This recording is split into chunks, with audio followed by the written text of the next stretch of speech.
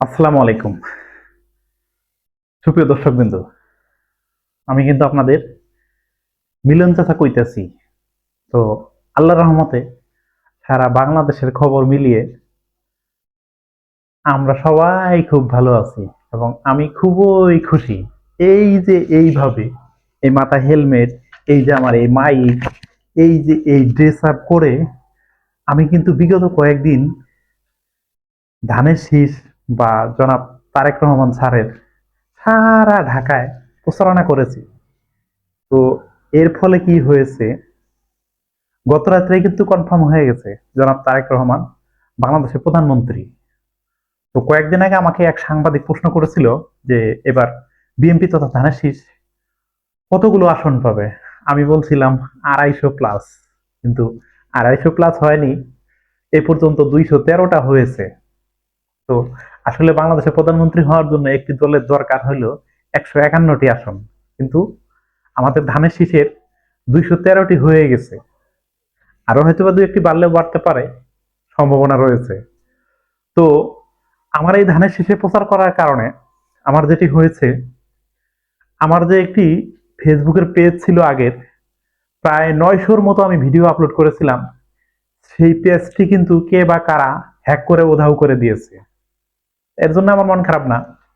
আমি এখন নতুন করে আরেকটি পেজ খুলেছি, এই ভিডিওটি সেই পেজেই যাবে।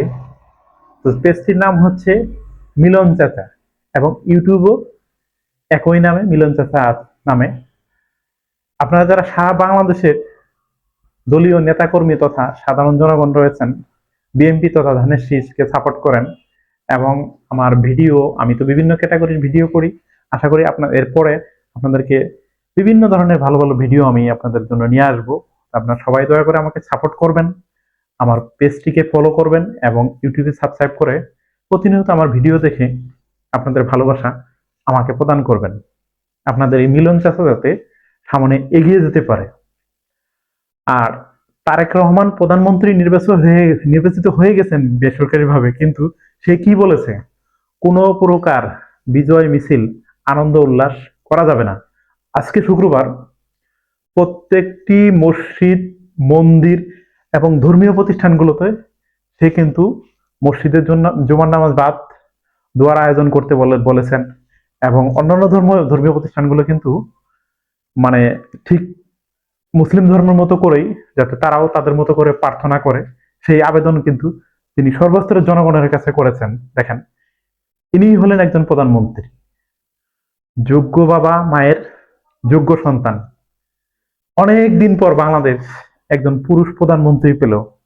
তো আশা করি সে অবশ্যই এই দেশ তথা রাষ্ট্রকে উন্নত রাষ্ট্রের দিকে ধাবিত করবেন এবং দেশ থেকে সন্ত্রাস চাঁদাবাজিকে সে নির্মূল করবেন। এটা আমার এবং সমস্ত জনগণের চাওয়া।